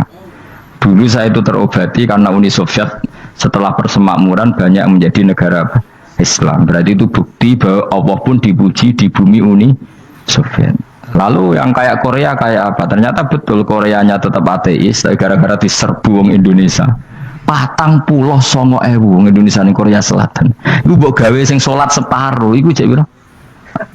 24, kira-kira ya selawe digawe selawe ewu. Selawe ewu salat kabeh, tahlilan kabeh surwame. Lah kok sing ngritik tahlil muni sunah Rasul tok surwame. Pokoke rame lah walhasil. Kita tahlilan wah itu enggak ada hadisnya. Sak apa sing penting muni hadis sing sitok tahlil muni hadis ya ibadah, tahlil ya ibadah. Mbok lah soal kok bener ndi totalan guri, sementing rame, maksudnya sementing rame ngomong visi Islam. Gitu Islam tahlil, situ Islam sunnah Rasul gak masalah. Wong ape yakin bener saiki ya ora ono klarifikasi, tapi sementing kan kabeh ngomong tentang Islam. Artinya gini, Allah punya cara untuk supaya bumi Korea itu ada yang bertasbih bersujud. Mil'us samawati wa mil'ul. Allah tidak kurang cara. Golek wong kedonyan ditawarik ke sana demi uang. Bareng wis ning kono dielingno pangeran. Segawe masjid, kontrak masjid macam-macam lah, masjid kontrakan ning Korea. Nang kene ra ono masjid. Pusing. Saya pernah ngisi di satu masjid itu gambare pintu gerbangnya bukan salib kan. Ternyata tingkat 1 itu gereja, tingkat 2 bar, tingkat 3 masjid. Kadang ya kebalikan, masjid, bar, gereja. Satu gedung. Jadi malaikat saya tidak tahu lewatnya gimana itu kan. Gak tahu itu cara lewat gimana. Karena malaikat bagian rahmat itu nggak bisa dia lewat salib. Tapi dia harus menulis ganjaran yang sholat. Nggak tahu saya lewatnya dari mana karena itu. Ya tentu dia punya cara lah. Tapi yang jelas ya agak bingung ini gimana. Itu pernah yang tingkat 2 itu bar pas aktif. Ada santri yang ya pekerja imannya pas-pasan. Kalau nanti gus badhe Jumatan, mlebu bar pas aktif wae wong ayu. Meh wera Jumatan. Mergo mau tingkat 2 bar, tingkat 3 masjid. Itu ono khutbah yang barnya tetap main, ada bar yang masjidnya tetap khutbah. Itu masuk bar. Jumatan pun yang gini wae.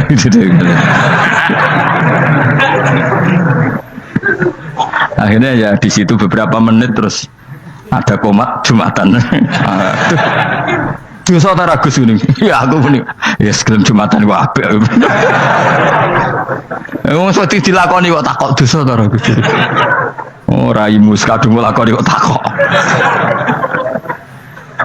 Artinya gini, Allah punya cara untuk menyebarkan Islam di Korea.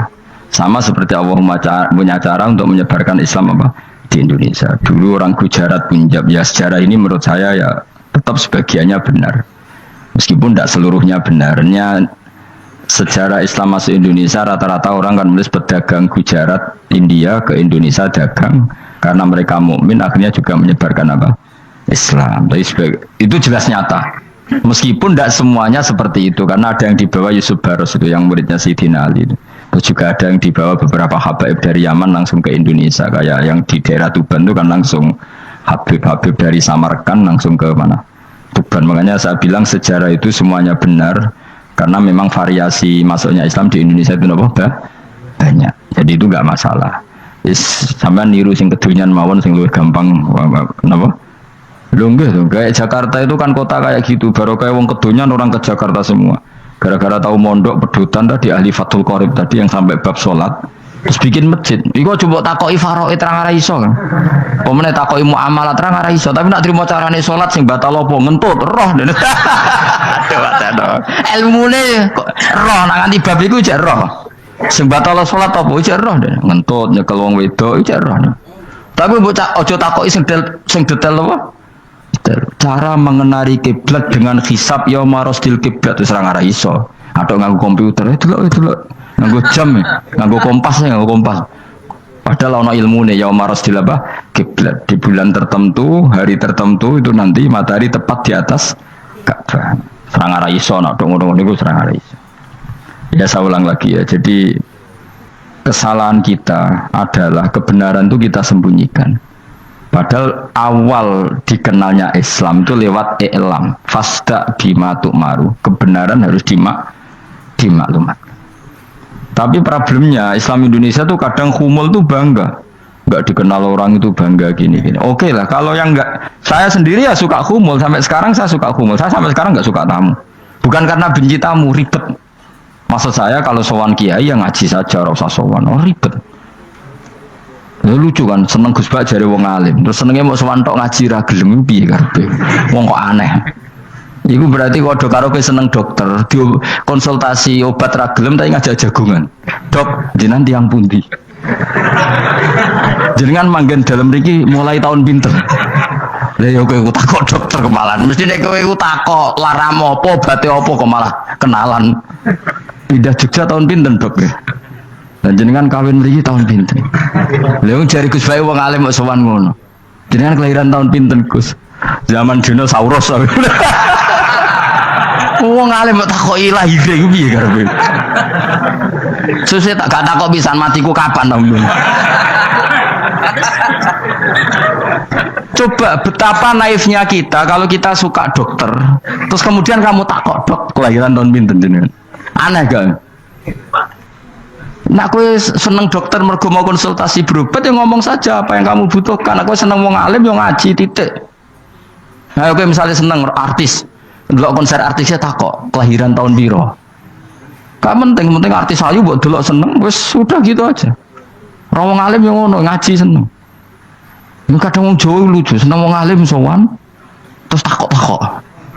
Mana? Iku dudu obat nong, yakin. Maksudnya bu sing profesional, maksudnya sing rontok bener sidik lah, jadi wong, coba bener nemen-nemen gak mungkin, wis pokoknya bener sidik.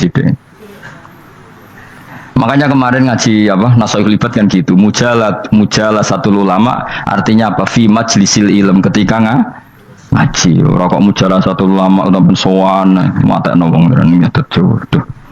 Kulo termasuk kiai yang kampanye ini. Soalnya termasuk kiai terkenal tapi sing tamu kulo rapati kata. Ibu jaga masyaallah tenan wis. Muga-muga rodok tobat sithik-sithik maksudnya. Maksudnya ya sudah lah. Ya tadi hubungan wong alim ya sudah ngaji. Kalau hubungan sama dokter ya tanya konsultasi apa? Medis. Kan lebih enak. Hubungan mbek dukun wis takok wis mbah niki menyangking pundi. Kok jenengan dermemel nglafadzno apa sing kalimate sing jelas kena apa nak dermemel mandi nak jelas kok ora mandi ku piye. Takono. Aku yo guru pun mbek dukun. Wong kalimate ra jelas kok mandi. Nak jelas gak mandi. Mergo nak jelas kita bodoh ini. Ayo gumun mantra iku mesti gak. Wae rungokno tenanan kalimatnya terus ora jelas. Dukun-dukun dulu. Lu kok mandi? Nak jelas malah mandinya tenan ora ya ora. Ya saya ulang lagi ya. Jadi sebab itu di Quran sering ada kata i'lamu, kenalilah, ketahuilah. Jadi awal dari agama ini adalah harus tahu. Maka menyangkut harus tahu ini lalu Allah bikin media. Media itu apa saja. Tapi lalu kita bisa berdebat tentang media. Itu yang kita tidak tahu nanti hisabnya di depan Allah Subhanahu wa taala. Saya sampai sekarang itu nggak tahu, nggak pernah bilang halal, nggak pernah bilang haram. Misalnya gini ya buat ini dengerin ya. Di Korea ini sering teman-teman cerita. Ada beberapa majikan yang baik sama umat Islam, yang bekerja Muslim. Itu kalau dipamiti sholat, kan, Pak majikan saya mau sholat. Sholat itu apa? Mereka bilang dengan bahasa analogi di Korea, pokoknya sholat itu sembahyang.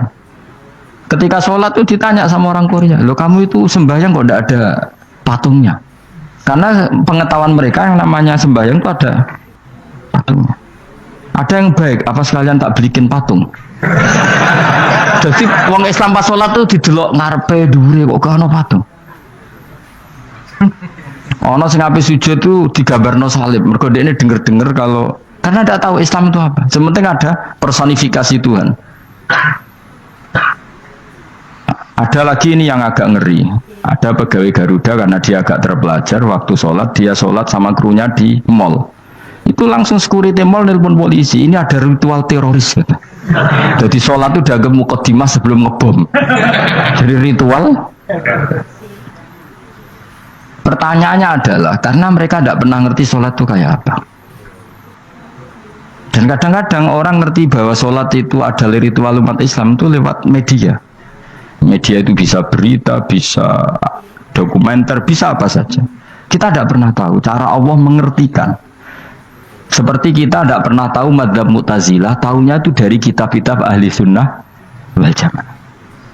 Coba kita semua misalnya tahu madzhab yang aneh, Mu'tazilah, Jabariyah, Qadariyah, itu dari kitab mereka apa dari kitab ahli sunnah? Dari kitab ahli sunnah. Maka bisa saja informasi keburukan itu dari orang baik dan informasi kebaikan dari orang buruk. Kita tidak pernah tahu. Karena ini yang bisa ngelola hanya Allah Subhanahu wa taala. Tidak bisa, kita tidak bisa, hanya Allah yang bisa. Maka perdebatan Ahmad bin Hambal dengan Haris al-Muhasibi itu seperti itu. Misalnya gini, tak kiri contoh. Haris al-Muhasibi itu orang alim allamah. Dia ahli sunnah mandat, pokoknya ahli sunnah sekali. Dia mau ngarang kitab tentang, dia menentang Mu'tazilah, menentang Qadariyah, menentang Syiah. Terus setelah mau ngarang kitab, ditanya sama Imam Ahmad, ya Haris, kalau kamu ngeriting Mu'tazilah, awalnya gimana caranya kalau ngarang kitab? Ya saya cerita pendapat mereka dulu, lalu saya saya tentang. Imam Ahmad guyu-guyu. Bukankah setelah kamu cerita mazhab mereka plus argumentasi mereka, jangan-jangan pembacanya sudah tertarik. Pas kamu nentang, kamu sudah dianggap gawe-gawe. Karena kadung tertarik.